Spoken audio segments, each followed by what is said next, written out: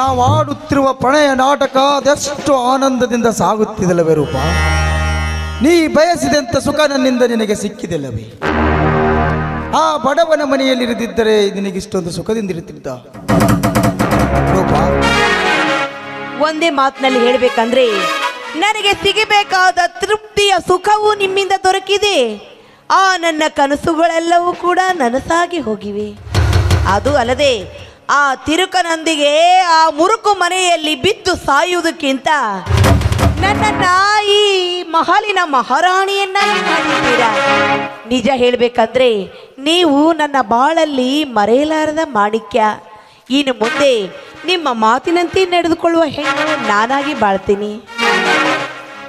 ಯೌವನದ ಸುಂದರಿಯೊಂದಿಗೆ ಮುದ್ದಾಡಲು, ರಸಪುರಿತ ಮಾವಿನ ಹಣ್ಣಿನ ಮಧು ಸವಿಯಲು, ರಂಬೆ ಒಡನೆ ಪ್ರೇಮ ಸಾಮ್ರಾಜ್ಯದಲ್ಲಿ ಮೈಮರೆಯಲು ನಾನು ಕೋಟಿ ಪುಣ್ಯ ಮಾಡಿರುವೆ ರೂಪ. ಈ ಸಂತೋಷಕ್ಕಾಗಿ ಒಂದು ಹಾಡನ್ನು ಹಾಡಿ ವಂದಿಸಬಾರದು. ನನ್ನಿಷ್ಟ.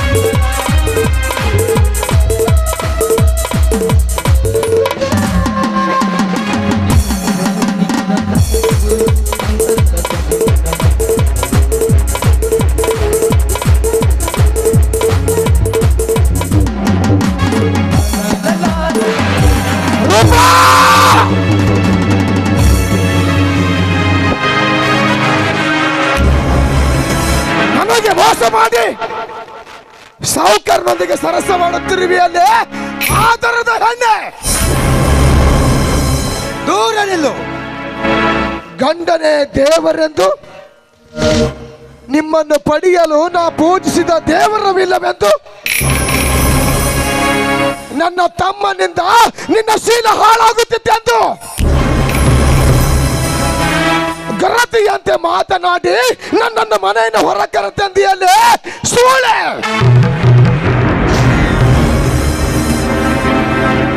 ನನ್ನ ಹೆಂಡತಿ ಆದರ್ಶ ಹೆಣ್ಣೆಂದು, ಮಹಾಸಾಧ್ವಿ ಎಂದು, ನನ್ನ ಹೆಂಡತಿ ದೇವತೆ ಎಂದು ನಾನು ಎದೆತಟ್ಟಿ ಹೇಳುತ್ತಿದ್ದೆ. ನನಗೆ ಎಂತಹ ಮೋಸ ಮಾಡಿಬಿಟ್ಟಿಯಲ್ಲೇ, ನನ್ನನ್ನು ಕೊಂದು ಬಿಟ್ಟಿಯಲ್ಲೇ ರೂಪಿ. ನನ್ನ ಬಾಳನ್ನು ಹಾಳು ಮಾಡಿದ ನಿನ್ನನ್ನು ಕೊಂದಾಗಲೇ ನನ್ನ ಆತ್ಮಕ್ಕೆ ತೃಪ್ತಿ ಸಿಗಬಹುದು. ದೂರ ನಿಲ್ಲು. ಹೆಂಡತಿಯ ಆಸೆ ಆಕಾಂಕ್ಷೆಗಳನ್ನು ಪೂರೈಸಲಾಗದ ದರಿದ್ರ, ಅವಳ ಮೇಲೆ ದೌರ್ಜನ್ಯ ತೋರುವೆಯೋ? ಇಂತಹ ಸೊಗಸಾದ ಹೆಣ್ಣನ್ನು ಕಟ್ಟಿಕೊಂಡು ಕಷ್ಟವೇಕೆ ಕೊಡುವೆ? ಅವಳು ನಿನಗೆ ಹೆಂಡತಿಯಲ್ಲ, ನಿನಗೆ ಅವಳ ಮೇಲೆ ಯಾವ ಹಕ್ಕು ಇಲ್ಲ. ಲೇ ಸಾಹುಕಾರ, ನಿನ್ನ ಬಣ್ಣದ ಮಾತುಗಳಿಂದ ಅವಳನ್ನು ಮರಳು ಮಾಡಿ ನನ್ನ ಸಂಸಾರದಲ್ಲಿ ವಿಷ ಬರೆಸಿದೆಯಲ್ಲೋ ನೀಚ. ನಾ ಕಟ್ಟಿದ ತಾಳಿ ಎಲ್ಲಿಯವರೆಗೂ ಅವಳ ಕುತ್ತಿಗೆಯಲ್ಲಿ ಇರುವುದೋ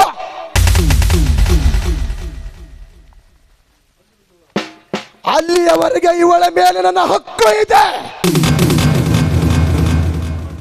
ಆದರ ಮಾಡಿದ ಹೆಣ್ಣನ್ನು ಕಡಿದಾಗಲೇ ನನ್ನ ಆತ್ಮಕ್ಕೆ ಶಾಂತಿ ಸಿಗುವುದು.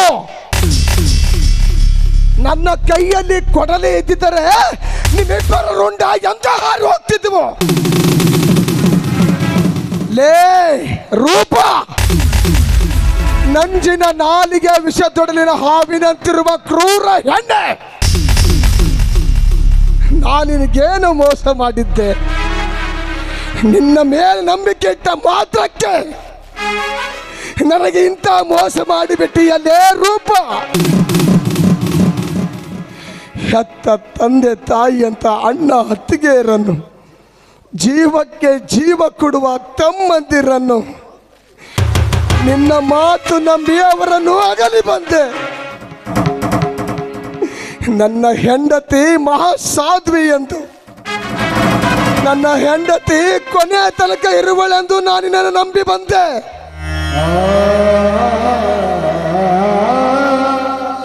ಆದರೆ ನೀ ಮಾಡಿದ್ದೇನು ರೂಪ, ನೀ ಮಾಡಿದ್ದೇನು?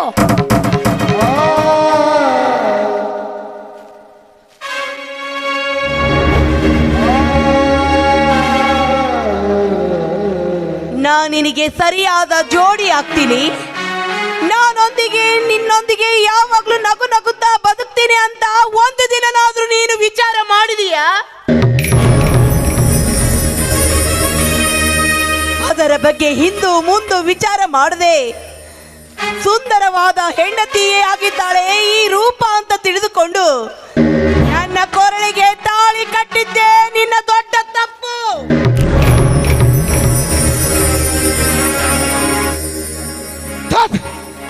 ನಿನ್ನ ಸುಂದರವಾದ ರೂಪಕ್ಕೆ ಬೆಂಕಿ ಹಚ್ಚಲಿ. ಏ ರೂಪ, ಈ ನಿನ್ನ ಸುಂದರವಾದ ರೂಪ ನಾನು ಹಾಕಿಕೊಳ್ಳುವ ಚಪ್ಪಲಿ.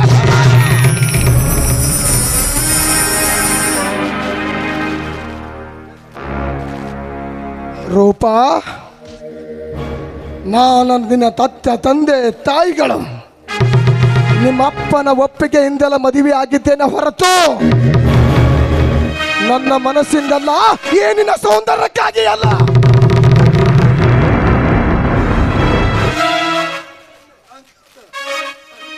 ಲೇ ಅಹಂಕಾರದ ಹೆಣ್ಣೆ, ಸತ್ತ ಮೇಲೆ ಮಣ್ಣಲ್ಲಿ ಮಣ್ಣಾಗಿ ಹೋಗುವ ಈ ದೇಹ ಕೊಳೆತು ಹೋಗುವುದು. ಬಣ್ಣದ ಚರ್ಮಕ್ಕಿರುವ ಬೆಲೆ ಶಾಶ್ವತವಲ್ಲ. ಘನತೆ ಗೌರವ ಕೊನೆಯ ತಳಕ ಉಳಿಯುವುದು ಒಂದೇ. ನೋಡು, ನಿನ್ನನ್ನ ನಾನು ಮನಸಾರಿ ಮೆಚ್ಚಿಕೊಂಡು ಮದುವೆ ಆದವಳಲ್ಲ. ನನ್ನ ತಂದೆಯವರು ನಿನ್ನೊಂದಿಗೆ ಮದುವೆ ಆಗದೆ ಹೋದ್ರೆ ವಿಷ ಕುಡಿದು ಸತ್ತು ಹೋಗ್ತೀನಿ ಅಂತ ನನ್ನನ್ನ ಹೆದರಿಸಿದ್ರು. ಆ ಕಾರಣಕ್ಕಾಗಿ ನಿನ್ನನ್ನ ನನ್ನೊಂದಿಗೆ ಮದುವೆ ಮಾಡಿಕೊಳ್ಳಲು ಒಪ್ಪಿಕೊಂಡೆ ವಿನಃ ಈ ನನ್ನ ಮನಸ್ಸಿನಿಂದ ನಿನ್ನನ್ನು ಒಪ್ಪಿಕೊಂಡಿಲ್ಲ.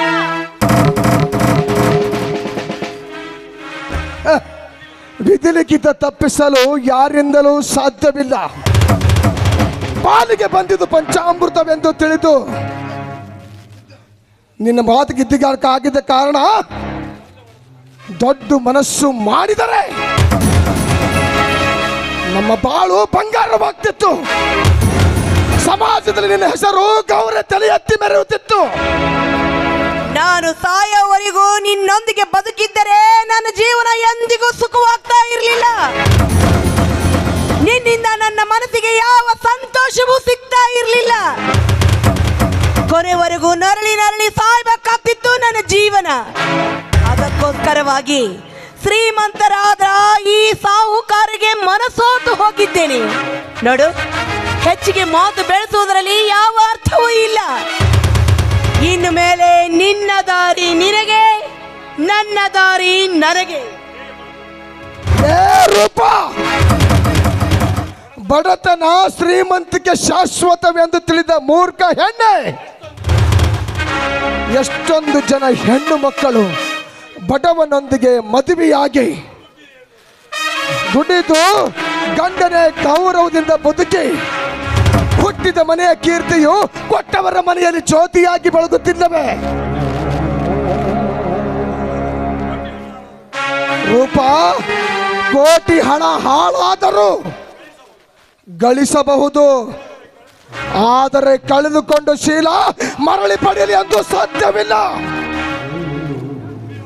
ಶ್ರೀರಾಮಚಂದ್ರನು ರಾಜ್ಯವನ್ನು ಬಿಟ್ಟು 14 ವರ್ಷ ವನವಾಸಕ್ಕೆ ಹೋದರೆ, ಸೀತಾ ಮಾತೆಯು ಶ್ರೀರಾಮಚಂದ್ರನ ಜೊತೆ 14 ವರ್ಷ ವನವಾಸಕ್ಕೆ ಹೋಗಿ ಕಷ್ಟದ ಬದುಕನ್ನು ಬದುಕಿ ಪತಿಯ ಸೇವೆ ಮಾಡಿದ ಮಹಾತಾಯಿಯ ಕಥೆ ನೀನು ಮರೆತಿದ್ದವೇ?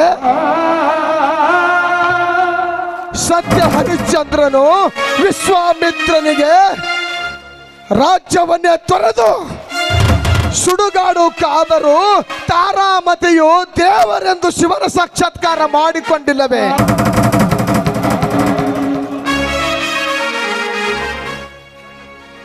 ಗಡ್ಡ ಬುದ್ಧಿವಂತನಿರಲಿ, ಹುಚ್ಚನಿರಲಿ, ಬಡವನಿರಲಿ, ಹೇಮರೆಡ್ಡಿ ಮಲ್ಲಮ್ಮನ ಕಥೆ ನೀನು ಕೇಳಿದೀಯಾ? ಹುಚ್ಚ ಗಂಡನನ್ನು ಮದುವೆ ಹೇಮರೆಡ್ಡಿ ಮಲ್ಲಮ್ಮಳು ಗಂಡನನ್ನು ಹುಚ್ಚಾಗಲಿ, ಶ್ರೀಮಂತನಾಗಲಿ, ಬಡವನಾಗಲಿ ಗಂಡನೇ ದೇವರೆಂದು ಸಂಸಾರಕ್ಕೆ ಗರತಿ ಹೆಣ್ಣಾಗಿ ಸುಖ ಸಂಸಾರದ ಕಣ್ಣಾಗುವಳು. ಆದರೆ ನೀನು ನನ್ನ ಬದುಕಿಗೆ ಕಣ್ಣಾಗಲಿಲ್ಲ, ಹೊಣ್ಣಾದೆ. ಸ್ವರ್ಗಕ್ಕೆ ದಾರಿ ಆಗಲಿಲ್ಲ, ನರಕಕ್ಕೆ ದಾರಿಯಾದೆ. ಹೇಳು ರೂಪ, ನಾ ಮಾಡಿದ ತಪ್ಪೇನು? ರೂಪ, ನಾ ಮಾಡಿದ ತಪ್ಪೇನು? ನೋಡು, ನೀನೆಷ್ಟೇ ಕಣ್ಣೀರು ಹಾಕಿದರೂ ಪ್ರಯೋಜನವಿಲ್ಲ. ನೀನು ಎಂತೆಂಥ ಚರಿತ್ರೆಗಳನ್ನ ನನ್ನ ಮುಂದೆ ಹೇಳಿದ್ರು ಕೂಡ ಕರಗುವುದಿಲ್ಲ, ಮರಗುವುದಿಲ್ಲ ಈ ನನ್ನ ಮನ. ಯಾಕೆಂದ್ರೆ ನಾನು ಯಾವತ್ತಿಗೂ ನಿನ್ನನ್ನ ಮನಸಾರೆ ಮೆಚ್ಚಿಕೊಂಡವಳೇ ಅಲ್ಲ. ನೋಡು, ಬೇಕಾದ್ರೆ ನೀನು ಕಟ್ಟಿದ ಈ ತಾಳಿಯನ್ನೇ ಬೆಚ್ಚಿ ನಿನ್ನ ಕೈಗೆ ಕೊಡ್ತೀನಿ. ಸುಮ್ಮನೆ ಇದನ್ನ ತೆಗೆದುಕೊಂಡು ಇಲ್ಲಿಂದ ಹೊರಟು ಹೋಗು. ನಿನ್ನ ಮಾತಿನಂತೆ ಆ ಸೀತಾದೇವಿಯಂತೆ ವನವಾಸಕ್ಕೆ ಹೋಗಲು ಸಿದ್ಧಳಾಗಿ ಬಂದವಳಲ್ಲ ಈ ರೂಪ. ಶ್ರೀಮಂತಿಕೆಯ ಬದುಕನ್ನ ಹುಡುಕಿಕೊಂಡಿದ್ದಾಳೆ ಈ ಹೆಣ್ಣು. ತಾಳಿ ಕಿತ್ತು ಕೊಡುವೆನೆಂದು ಎಷ್ಟು ಸರಳವಾಗಿ ಹೇಳುತ್ತಿರುವೆಯಲ್ಲ ರೂಪ. ತಾಳಿಯ ಬೆಲೆ ತಿಳಿಯದ ತಿಳಿಗೇಡಿ ಹೆಣ್ಣೆ. ಚಿನ್ನದ ಚೂರುಗಳನ್ನು ಕೂಡಿಸಿ ತಾಳಿಯನ್ನಾಗಿ ಮಾಡಿಸಿ ಹಸಿಯ ಮನೆ ಮೇಲೆ ಕೂಡಿಸಿ ದೈವದವರು ಮುತ್ತೈದೆಯರು ಆಶೀರ್ವಾದಿಸಿ ತಾಳಿ ಕಟ್ಟಿದರು. ಏ ಹೆಣ್ಣೆ, ಗಂಡನಿಗೆ ಗರತಿಯಾಗಿ ಅವನ ಮನೆ ಬೆಳಗಂದು ಕಷ್ಟಗಳೆಷ್ಟೇ ಬರಲಿ ಅತ್ತೆ ಮಾವನವರೊಂದಿಗೆ ಮುದ್ದಿನ ಸೊಸೆಯಾಗಿ, ಮೈದುನರಿಗೆ ಅತ್ತಿಗೆಯಾಗಿ, ಗಂಡನ ಮನೆಗೆ ಹೊನ್ನ ಕಳಸವನ್ನಾಗಿ. ಆದರೆ ನೀನು ಗಂಡನನ್ನು ಕಾಲ ಕಸಗಿಂತ ಕೀಳಾಗಿ ಕಂಡೆ. ಶೀಲವನ್ನೇ ಮಾರಿಕೊಂಡು ಈ ಲೋಕವಿರುವ ತನಕ ನನಗೆ, ನನ್ನ ಮನೆತನಕ್ಕೆ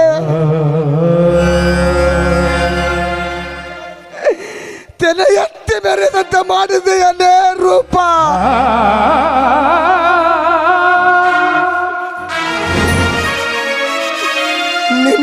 ನಿನ್ನಂತ ಪಾಪಿ ಹೆಣ್ಣಿಗೆ ನನ್ನಂತ ಗಂಡ ನತ ದೃಷ್ಟ ಯಾರು ಹುಟ್ಟಬಾರದು. ನೋಡು, ಸುಮ್ಮನೆ ಈ ರೀತಿ ಗಂಟಲು ಹರ್ಚಿಕೊಂಡು ಮಾತಾಡೋದ್ರಲ್ಲಿ ಯಾವ ಅರ್ಥವೂ ಇಲ್ಲ. ಮಾತೆತ್ತಿದ್ರೆ ಸಾಕು, ತಾಳಿ ಕಟ್ಟಿದ್ದೇನೆಂಬ ಕಾರಣಕ್ಕಾಗಿ ಇಷ್ಟು ಮಾತನಾಡುವ ನೀ ಕಟ್ಟಿದ ಈ ತಾಳಿ ನನಗೆ ಬೇಡವೇ ಬೇಡ.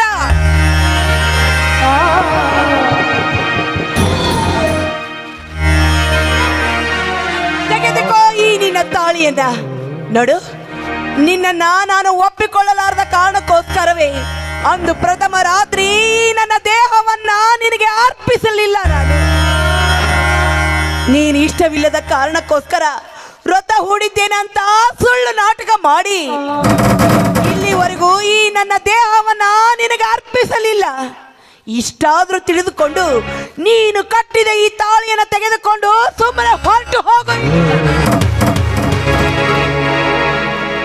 ಹೋಗುತ್ತೇನೆ ರೂಪ, ಹೋಗುತ್ತೇನೆ. ಹೋಗುವುದಕ್ಕಿಂತ ಮೊದಲೇ ನನಗೊಂದು ಮಾತು ಹೇಳುತ್ತೇನೆ, ಕೇಳು ರೂಪ. ಕಟ್ಟಿಕೊಂಡ ಗಂಡ ಕೊನೆ ತನಕ, ಇಟ್ಟುಕೊಂಡ ಮಿಂಡ ನಿನ್ನಲ್ಲಿ ಯೌವನ ಇರುವ ತನಕ,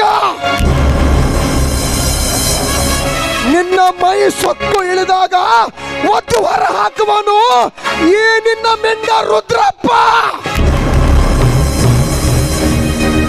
ಲೇ ರೂಪ,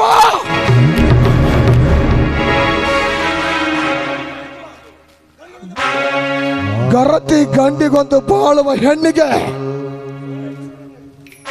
ಗಂಡನಿಗಾಗಿ ಗರತಿ ಬಾಳುವ ಗಣ್ಣಿಗೆ ಸೂಳೆ ಎಂದು ಬೆಳೆಸಿಕೊಂಡು ಎಂದು ತಪ್ಪಿದ್ದಲ್ಲ. ನಾ ಕಟ್ಟಿದ ತಾಳಿ ಎಂದು ಬಿಚ್ಚಿಕೊಟ್ಟ ಹೆಣ್ಣೆ, ನಾ ಹಾಕಿದ ಬಳೆಗಳು ಒಡೆದು ಬಿಡು.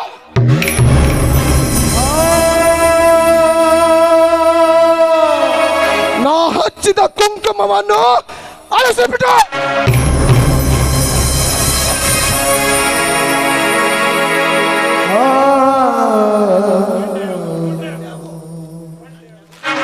ರಂಡೆಯಾಗು ಮುಂಡೆಯಾಗು, ರೋಗ ರುಜಿನಗಳ ತವರಾಗು, ಅನಾಥ ಹೆಣವಾಗು. ಇದೇ ನನ್ನ ಕಣ್ಣೀರಿನ ಶಾಪ, ಇದೇ ನನ್ನ ಮಲ್ಲದರ ಶಾಪ. ಅಂದು ನನ್ನ ಮನೆಗೆ ಬಂದ ರೂಪ ನನ್ನ ಮನೆಯ ಮಹಾಲಕ್ಷ್ಮಿ ಎಂದು ನಾನು ತಿಳಿದುಕೊಂಡಿದ್ದೆ. ಆದ್ರೆ ನನ್ನ ಮನೆಗೆ ಬಂದು ದರಿದ್ರ ಲಕ್ಷ್ಮಿಯಾಗಿ ನನ್ನ ಕುಟುಂಬವನ್ನು ಸರ್ವನಾಶ ಮಾಡಿದ್ದೇನೆ ರೂಪ. ನನ್ನ ಕಣ್ಣೀರಿನ ಶಾಪ ನಿನಗೆ ತಟ್ಟದ ಬಿಡಲಾರ್ದು ರೂಪ, ತಟ್ಟದ ಬಿಡಲಾರದು.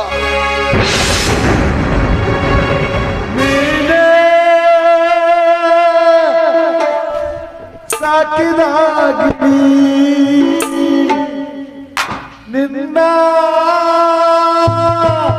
ಮುತ್ತಿದಾಗಿ ಹತ್ತಾಗಿ ಕುಕ್ಕಿತಲ್ಲ.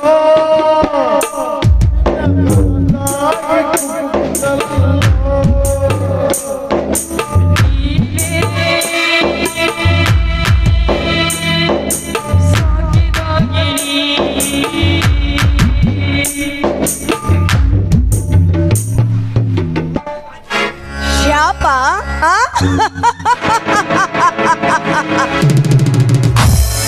ಏ ಬೆಪ್ಪು ಹುಚ್ಚು ಗಂಡಸೆ, ನನಗೆ ಶಾಪ ಕೊಡುವಷ್ಟು ಶಕ್ತಿ ನಿನ್ನಲ್ಲಿದೇನು? ಶಾಪ ಕೊಡ್ತಾನಂತೆ ಶಾಪ. ಅಲ್ಲ, ಇಂಥವನು ಕೊಡುವ ಶಾಪ ನನಗೆಲ್ಲಾದರೂ ತಟ್ಟುವುದೇನು ನನ್ನ ರಾಜ? ಅವನ್ಯಾವ ಮಹಾ ತಪಸ್ವಿಯೇ, ದುಃಖದಲ್ಲಿ ಬಾಯಿಗೆ ಬಂದಂತೆ ಮಾತನಾಡಿ ಹೋದ, ಹೋಗಲಿ ಬಿಡು. ದರಿದ್ರ ತೊಲಗಿತು. ಈ ಸಂತೋಷದಲ್ಲಿ ಒಂದು ಸುಂದರವಾದ ಗೀತೆ ಹಾಡಿ ನನ್ನ ಮನರಂಜಿಸಿ. ನೋಡಿ, ನಿಮ್ಮ ಮನ ಸಂತೋಷಕ್ಕೋಸ್ಕರ ನಾನು ಏನು ಮಾಡಲು ಸಿದ್ಧಳಾಗಿರುವೆ.